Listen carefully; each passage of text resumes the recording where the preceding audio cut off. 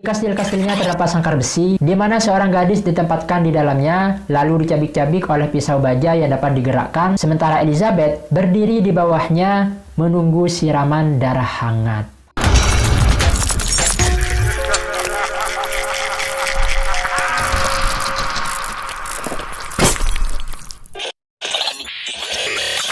Assalamualaikum teman-teman, malam ini aku akan menceritakan seorang perempuan bangsawan Hungaria yang terkenal sebagai pembunuh berantai yang membunuh ratusan wanita muda dengan total 650 wanita pada abad ke-16 dan ke-17. Kisah-kisah tentang sadisme dan kebrutalannya dengan cepat menjadi bagian dari cerita rakyat nasional, dan ketenarannya yang buruk membuatnya mendapatkan julukan The Blood Countess, bangsawan darah. Ia adalah Elizabeth Bathory. Menurut Guinness World Records, Elizabeth Bathory dinobatkan sebagai pembunuh wanita paling produktif berdasarkan jumlah korban yang terkonfirmasi. Bagaimana kelanjutannya? Mari kita mulai kisahnya. Elizabeth Bathory lahir pada tanggal 7 Agustus 1560 di Hungaria. Ia lahir dari pasangan Georges Bathory dan Anna Bathory yang merupakan bangsawan kaya raya dan salah satu keluarga paling kaya di Hungaria saat itu, yaitu keluarga Bathory. Kakek buyut dari ayahnya itu merupakan keluarga yang sangat berpengaruh di Polandia, Lithuania, serta ada juga yang merupakan keluarga dinasti Piast. Sedangkan keluarga dari jalur ibunya, Elizabeth ini merupakan keluarga dari Stephen Bathory, yaitu pangeran Transilvania yang menjadi penguasa persemakmuran Polandia Lithuania. Elizabeth juga memiliki seorang kakak laki-laki yang bernama Stephen yang menjabat sebagai hakim kerajaan Hungaria. Nah, dari sini kalian bisa bayangin kan betapa berpengaruhnya keluarga Bathory ini sebagai kasta tertinggi yang menguasai dan memimpin Hungaria. Nah, Elizabeth ini menghabiskan waktu kecilnya di sebuah kastil namanya Kastil Itchet. Dia dibesarkan sebagai Protestan Calvinis, dan ketika dia masih muda, dia mempelajari bahasa Latin, Jerman, Hongaria, dan Yunani. Jadi Elizabeth ini terlahir dari keluarga bangsawan yang terhormat, dikaruniai kekayaan, pendidikan, dan kedudukan sosial yang tinggi. Pada saat masih kecil, sekitar umur 4 atau 5 tahunan gitu, Elizabeth Bathory itu sering mengalami kejang-kejang akibat epilepsi. Yang pada saat itu, gejala yang disebabkan oleh epilepsi itu didiagnosis sebagai falling sickness atau penyakit jatuh. Dan di antara pengobatan kuno yang dapat menyembuhkannya adalah termasuk mengoleskan darah orang yang tidak menderita epilepsi pada bibir penderita epilepsi. Wah, dari sini sudah serem kan tradisi di situ. Dari kecil Elizabeth sudah terbiasa melihat para pelayan atau para budak itu disiksa. Hal itu sudah menjadi pemandangan setiap harinya. Di usianya yang 6 tahun, dia sering menyaksikan eksekusi publik. Bahkan ada rumor yang beredar bahwa memang Elizabeth ini dari waktu kecil memang dilatih oleh keluarganya untuk berbuat kejam. Ketika Elizabeth berusia 11 atau 12 tahun, Elizabeth ini bertunangan dengan seorang pangeran bernama Ferenc Nadasdy dari keluarga Hungaria lainnya. Kemudian, 1 tahun atau 2 tahun setelahnya, di usianya yang ke-13 tahun, Elizabeth ini melahirkan seorang bayi perempuan. Namun bukan dari sang tunangannya Ferenc Nadasdy, melainkan dari seorang anak laki-laki petani yang berstatus sosial lebih rendah. Nah, mendengar hal itu, dikatakan Ferenc Nadasdy ini mengebiri laki-laki itu, laki-laki yang telah menghamili tunangannya itu. Lalu tubuhnya diberikan kepada beberapa anjing, lalu anjing-anjing itu dibiarkan mencabik-cabik tubuhnya sampai hancur menjadi potongan-potongan. Beberapa sumber ada yang mengatakan bayi itu diberikan kepada seorang wanita setempat yang telah dipercayai oleh keluarga Bathory, dan wanita itu dibayar untuk tutup mulut atas kelahiran bayi itu, dan bayi itu dibawa ke sebuah tempat namanya Wallachia. Namun kebenaran mengenai hal ini masih diperdebatkan. Lalu di tahun 1575, ketika Elizabeth berusia 14 tahun atau ada juga yang mengatakan 15 tahun, Elizabeth kemudian menikah dengan Ferenc Nadasdy yang 10 tahun lebih tua darinya. Sebanyak 4.500 orang diundanglah ke acara pernikahan mereka di Istana Varano. Sebagai hadiah pernikahannya, Nadasdy menghadiahkan kepada Bathory sebuah kastil yang berada di pegunungan Karpatia kecil yang bernama Kastil Sheita. Nadasdy membeli kastil itu dari seorang raja yang bernama Raja Rudolf yang memerintah pada waktu itu. Dan di kastil itulah tempat Elizabeth melakukan aksi brutalnya selama puluhan tahun terhadap 600 lebih perempuan-perempuan perawan tanpa ada kemanusiaan. Nah, sebagai pengantin baru, mereka pindah ke daerah yang bernama Sarfar, salah satu kota di Hungaria Barat. Tepatnya berpindah ke kastil Nadasdi. Dikatakan Nadasdi mengajari istrinya berbuat kejahatan di kastil ini, sebelum akhirnya ia meneruskan kejahatannya di kastil Sheita. Dikatakan, demi kesenangan sang permaisuri, Nadasdi menyuruh agar seorang gadis ditahan, lalu diolesi madu dan dimakankan kepada serangga. Bahkan, dia juga menghadiahkan sarung tangan kepada istrinya, di mana sarung tangan itu dibubuhi cakar yang dapat digunakan untuk memukul pelayannya jika mereka melakukan kesalahan. Kebrutalannya semakin berlanjut ketika Bibi Báthory yang bernama Clara memperkenalkannya kepada orang-orang yang dianggap sebagai ahli sihir dan alkemis atau orang-orang yang ahli dalam alkimia. Dan Hungaria pada waktu itu memang dilanda perselisihan agama, di mana perbedaan pendapat agama dan penyimpangan spiritual itu berkembang. Sihir dan kultus pra-Kristen tersebar luas. Elizabeth nampaknya terobsesi terhadap ilmu hitam dan dia mengelilingi dirinya dengan para penyihir yang menjadi pengikutnya. Penguasa Hungaria pada saat itu adalah Raja Rudolf II, seorang pertapa eksentrik yang terobsesi dengan alkimia dan sihir. Ia memiliki seorang adik yang bernama Matthias yang ditugaskan untuk mengurusi urusan Hungaria. Pada waktu itu, Hungaria sedang melakukan peperangan dengan Ottoman atau Turki Utsmani yang akhirnya berkembang menjadi apa yang dikenal sebagai Perang 15 tahun, yaitu dari tahun 1591 sampai 1606. Pada tahun 1578, yaitu 3 tahun setelah pernikahan Báthory dan Nadasdi, Nadasdi diangkat menjadi komandan utama pasukan Hungaria dan memimpin mereka untuk melawan Ottoman. Sedangkan Elizabeth Báthory, dia mengelola urusan bisnis dan berbagai perkebunan keluarga selama suaminya ikut berperang. Namun di samping itu, selama suaminya itu ikut berperang, Elizabeth Báthory mulai melakukan aksi brutalnya terhadap gadis-gadis anak para petani. Selama 10 tahun, Nadasdi dan Báthory tidak dikaruniai seorang anak. Namun sekitar tahun 1585, mereka dikaruniai seorang putri yang bernama Anna, lalu diikuti oleh Ursula dan Katarina. Pada tahun 1598, mereka juga dikaruniai seorang putra yang diberi nama Paul. Dan yang lebih mencengangkan adalah Elizabeth memberitahu suaminya bahwa semua kelahirannya tersebut disebabkan oleh sihir. Perang 15 tahun antara Hungaria dan Ottoman pun berkecamuk dengan hebat. Kelelahan akhirnya memaksa keduanya untuk melakukan perdamaian. Namun, Nadasdi tidak sempat menyaksikan perdamaian itu karena dia meninggal terlebih dahulu di Sarfar pada tahun 1604. Meskipun sifat pasti kematiannya tidak diketahui penyebabnya, tampaknya dia itu mengalami penyakit pada tahun 1601 yang menyebabkan rasa sakit yang melemahkan kakinya. Sejak saat itu, ia tidak pernah pulih sepenuhnya dan mengalami cacat permanen. Sebelum kematiannya, Nadasdi mempercayakan ahli waris dan istrinya kepada seseorang yang bernama George Thurzo, yang mana George Thurzo ini masih keluarga dari Báthory, yang pada akhirnya nanti ia yang akan memimpin penyelidikan terhadap kejahatan Báthory.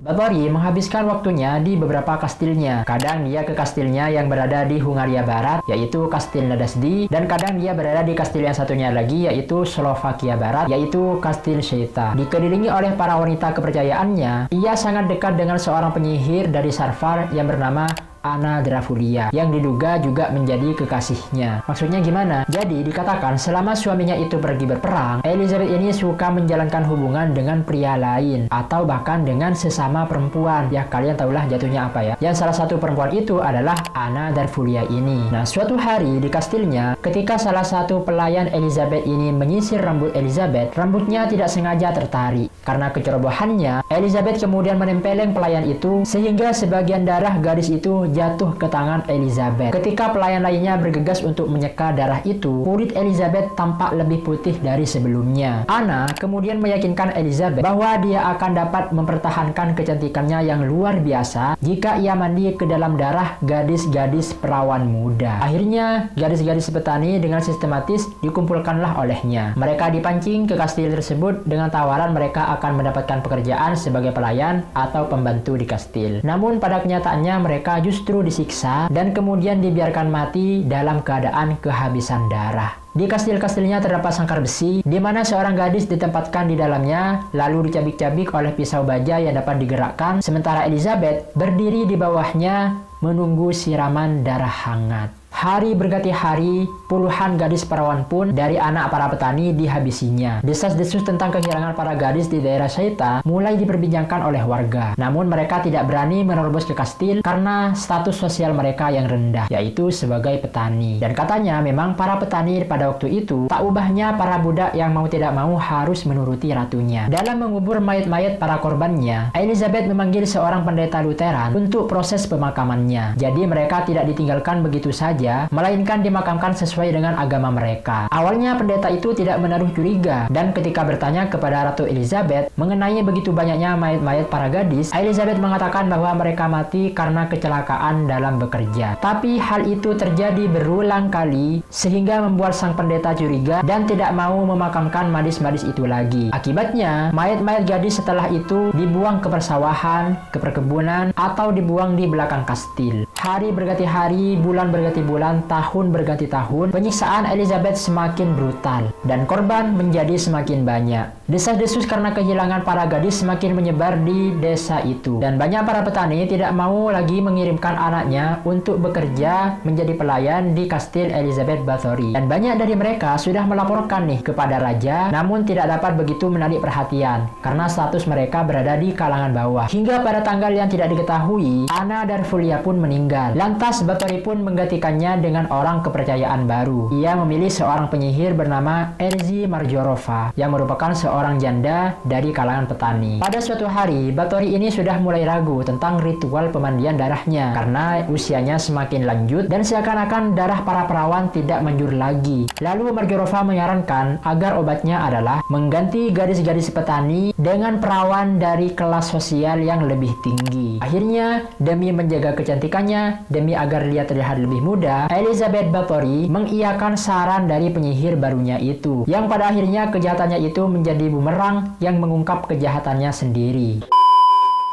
Pada musim dingin tahun 1609, Bathory membuka Gynecium yang mirip dengan sekolah tata krama. Dan sekolah itu dibuka untuk para wanita muda dari kalangan atas. Gynecium tersebut menyediakan jenis korban baru bagi Bathory untuk dibunuh setelah banyak keluarga petani di desa-desa sekitar kastilnya menolak untuk membiarkan putri mereka bekerja di kastil. Sebaliknya, banyak keluarga bangsawan yang ingin mengirim putri mereka ke kastilnya Elizabeth Bathory, sehingga status sosial mereka meningkat lebih tinggi dan mereka dapat mempelajari etika di istana. Namun sayangnya putri-putri mereka tidak kunjung kembali lagi ke rumah. Dikatakan bahwa dalam beberapa minggu semua pelayan di Gyneciumnya telah dibunuh. Ketika para bangsawan ini mulai mendesak Bathory dan menanyakan kepadanya tentang mengapa putri-putri mereka itu hilang, Bathory ini mengarang cerita bahwa salah satu gadis di Gyneciumnya itu menjadi gila dan membunuh pelayan-pelayan lainnya, lalu setelah itu gadis itu bunuh diri.